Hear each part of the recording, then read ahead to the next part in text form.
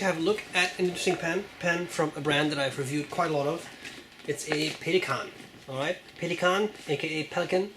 And this pen was picked up at penchalet.com. If you want one, StephenBrown gives you a discount there. StephenBrown, alright? Okay, what are we talking about? We're talking about the Pelikan, I'm just going to say Pelikan for convenience in English sentences, M405. Black. Alright, it comes in this box.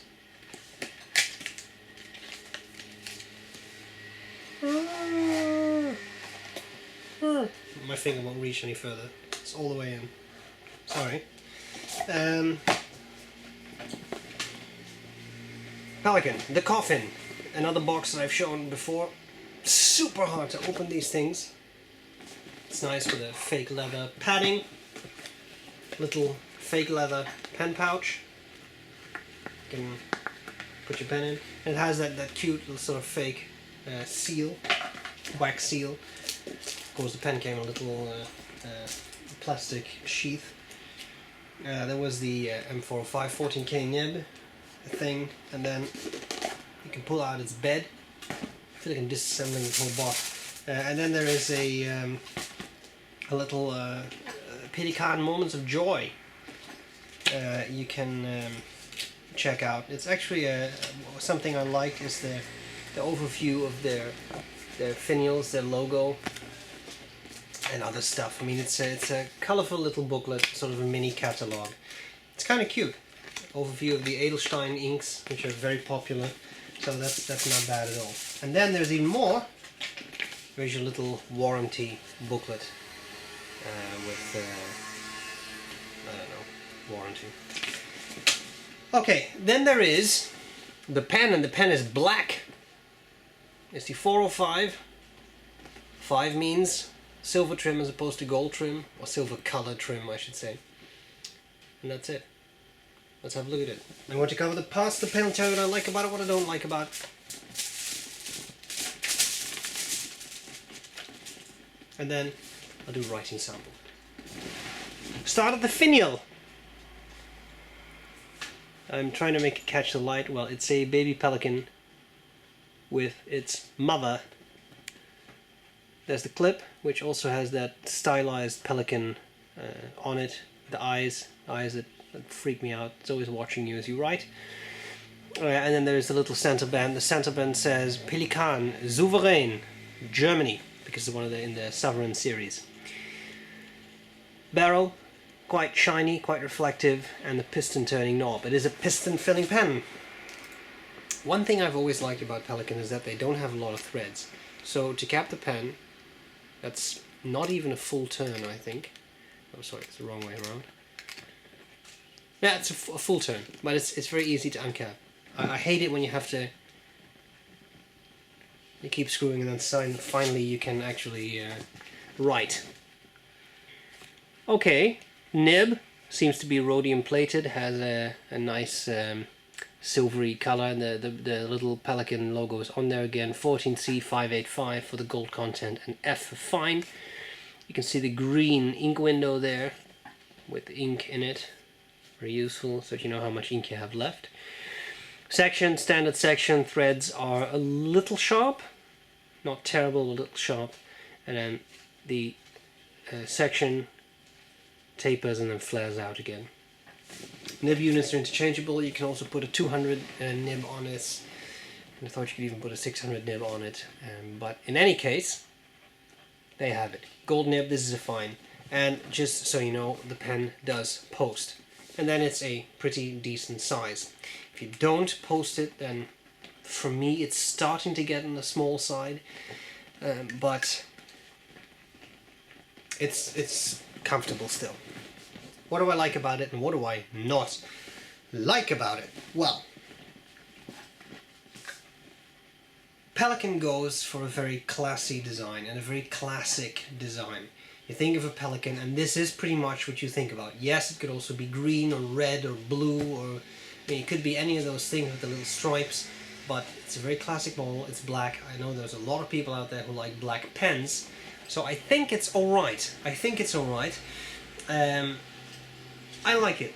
I've always liked the Pelikan design. I like specific details on it. For example, at the end there, you see that the metal isn't straight, but it flares out just a little bit. It looks nice. It looks balanced. To me, it works. And these pens have been like this for quite a while, and I like it. I just like the way they look. The 400 is not really my size. I find the M800 very comfortable. I find the M1000 superb. 600 is starting to get small, and the 400 I really find it small. I mean, that is of course a personal thing, but I'm starting to find this a bit too small. But something I do really like is the ink window. That's really neat. You can easily see how much ink you have left, which is great in a piston filler because you can't just open it and check the converter or something. I like that. So there's stuff that I like. There's some other things I don't like that much. One thing is that this nib is not the best Pelikan nib I've ever used. It was quite skippy. It was a bit dry. So this is a type of nib that I would tune a bit to make sure that it writes perfectly. Also, it's very hard to show that, but I'll give it a shot. For a fine, it has quite a lot of tipping, to the point where I almost find this a skinny medium and not really a fine anymore. So that seems to be a little inconsistent. Pelikan nibs, some people say they do kind of range in the broad side of things, so fine is really a fat fine.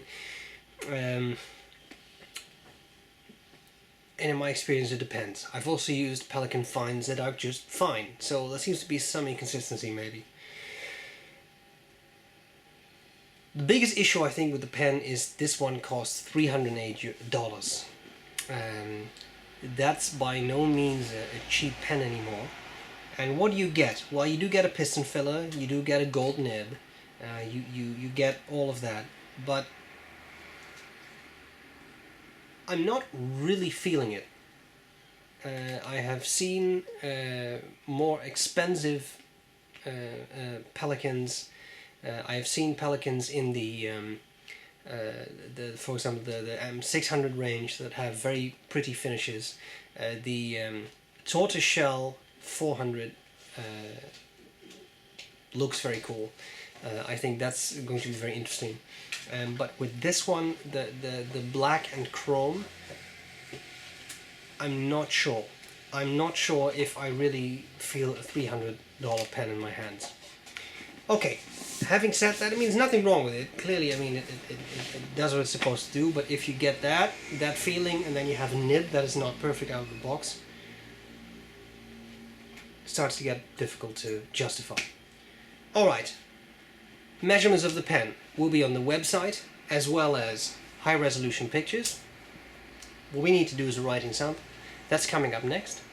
Hope this was useful so far, and I'll gladly see you later. Bye bye. Okay, so here we go with the Pelikan M405 black. The nib is fine, and the ink is Pelikan Edelstein Mandarin. An ink I like. It is a little bit on the dry side, but I do really like the shading and intensity of this ink. Okay. I did see the hard start there.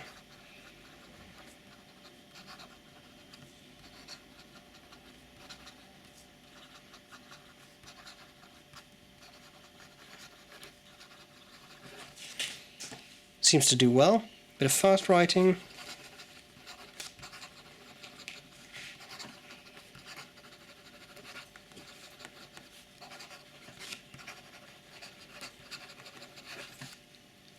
That was kind of me lifting the nib up, so that's not really a skip. So I have to say, right now it seems to be performing alright. Wetness. Quite wet.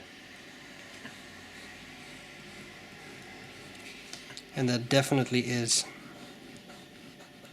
some line variation to be had. Reverse writing, possible. You go from a fine to a very extra fine, I would say. And you also see that the pen starts to run dry a bit. Now, one thing that may be relevant to cover is what if you get a fountain pen with a nib that doesn't really write the way you like it. Because if you're an experienced pen user, that may be second nature to you, but maybe tune it a bit for yourself. But if you're not, then that can be difficult. First thing I would do is contact the seller, and I think most often if they offer halfway decent customer service, they will take back the pen and exchange the nib for you. Sometimes that's not really an option.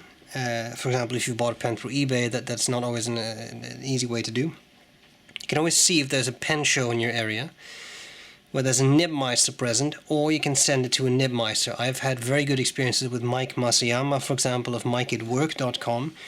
These people tune nibs for a living, so you can give them the pen, say this is what it doesn't do, this is what it should do, and they will tune it until it does that. And that's pretty much all there's to it. I think that's it's a great way. You pay a little bit of money, but the pen will write exactly the way you like it, and you can give it back to them and say, no, that's not yet what I meant, etc. So I think that's those are some options you have. Of course, you can also learn to tune a nib yourself. I have a few videos on that, but some people just don't want to do that, and then a nibmeister would be a good option. So I hope that was useful, and I'll gladly see you later. Bye bye.